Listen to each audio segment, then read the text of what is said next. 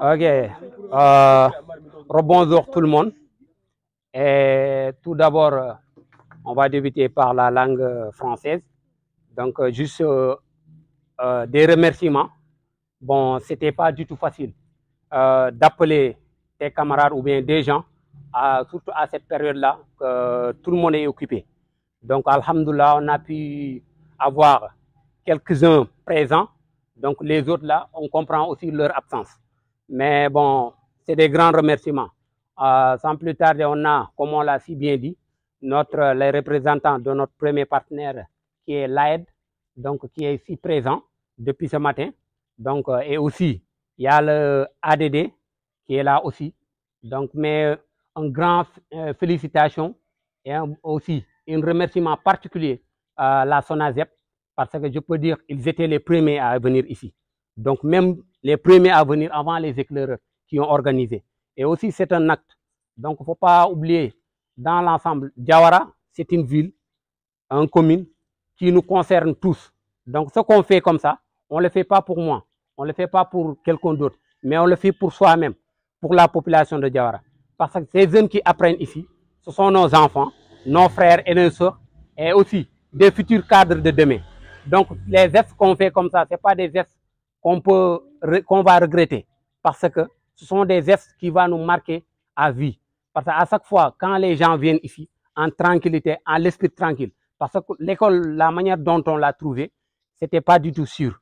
Bon, d'abord, quand les gens viennent, donc on a des parties limitées, mais actuellement, on peut se mettre là où on veut, parce qu'il y a la sécurité, parce que si ce n'est pas trop sombre.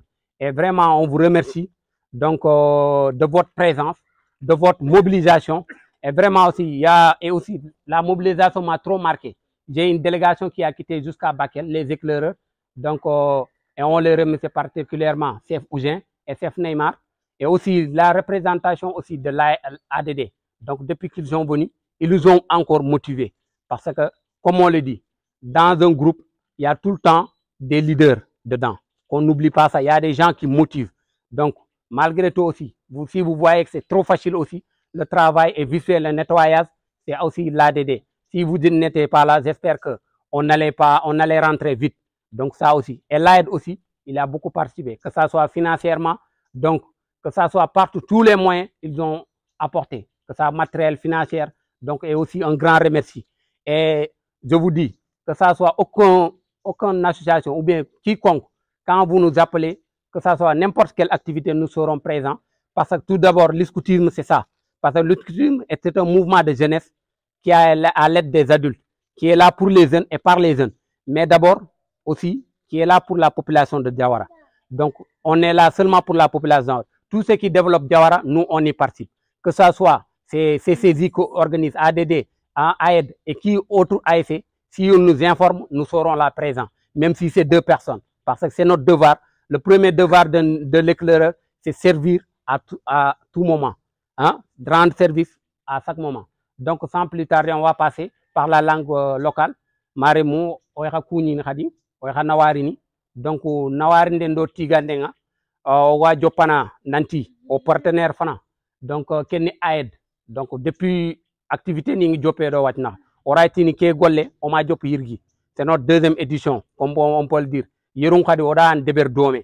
Donc, à chaque fois, on a khirindi gangon kri, ikunga irin présenté. Mais alhamdulillah, kenni nawarinde nya vraiment à leur côté. Oitin khadinga, éducation nyan. Sans plus tarder, nanti, aidga kebe kamanga. Nanti foko on a kitu nyakini mais on y déma khadi. Parce que l'aide c'est pour les élèves. Pour élèves ni nyani, pour kharal lemu. Que ça soit école kharal lemma, arabe kharal lemma. Donc, elle est là pour Diawara, Diawaranko.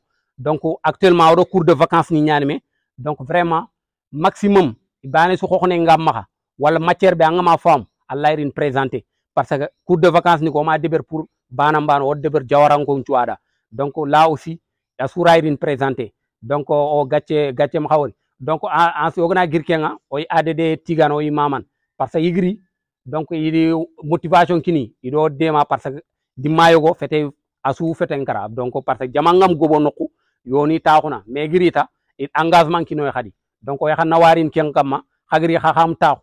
Donc depuis lors et aussi en mention spéciale kenni Sonazep il a vraiment odi sikke ngari igi sigiro orang rexebe donc machallah gillina le xibaru ku no iku ñan cikken kamma donc un grand remerciement à la SONAGED et vraiment donc ñi kapal mu ko mamana éclairer ni ben girma Bakel aussi par exemple ce sont des délégations à chaque fois activité ngana ñi maxa ngana tinangiri déplacer à sun bania parce que kenn éclaireur nak ku beni gantutu mouvement de jeunesse ñan donc c'est un mouvement international nokku suga duna par aye presque tous les régions du Sénégal aye donc mouvement ni donc mouvement laïque ñan nanti laïque anger mugu nanti asuya no xon donc et puis pour na question bané laban rek kenti scoutisme mouvement ni sikiani ya scoutisme laïque chrétien et islamique donc xagana fay ku beni gen islam nanti ku beni gatel makka fularu vert ni ngi maxa iga haji ku beni gatel makka igi demana kuni scoutisme islamique ni nya donc la Sénégal on pays laïque nya silami ndo chrétien ni ñaan meno ko donc c'est pour cela hier mouvement laïque ñaano maxa mais o gollen man nanti éducation d'abord parce que o wor gil aidna activité njopa cours de vacances o do activité ni njigin parce que éducation prône d'abord l'éducation donc ken no ngani on yera xadi pour jawara deme jawara la population fofu su gën jawar développement o yo kitte loré parce que au premier objectif ni Kenya donc servir notre pays d'abord notre localité dans notre maison donc on doit être des bons exemples oy xana wari ni oy xana war gollen gatcham xawar vraiment on est si content et oy tin xaranga activité suga xama gagna ASC su ADD ana CCD wala seretan ASC suga jawar igina ko ngoda xar serbane moko dak présenter parce que devoir ni Kenya on est là c'est un mouvement bénévolat et volontariat igel bénévolat muko nanta ñimma sogongu a ñimma ngilli nanta tuga dintey fofontey anga fofu deban deber talla an deber no khulle akam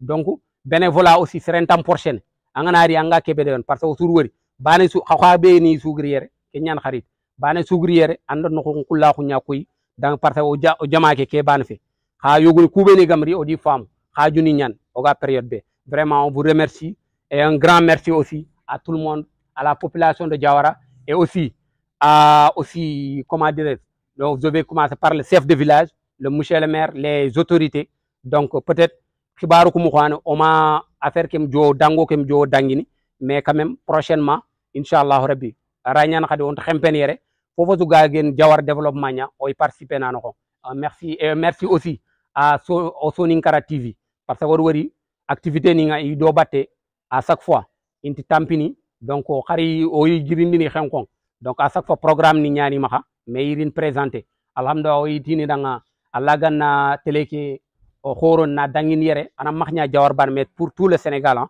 Donc on vous remercie vraiment et un grand merci président. Bon, j'appelle Alpha s'il a deux questions à dire. Bismillah. Ou bien la présidente. Vite, vite, vite.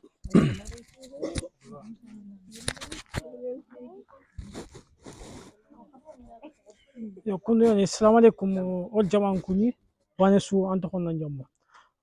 suis un représentant de l'AED. Quelle activité va être organisée? Et partenaire final AED. Surtout au cours de vacances. Il y a la fois qu'il y a une socket.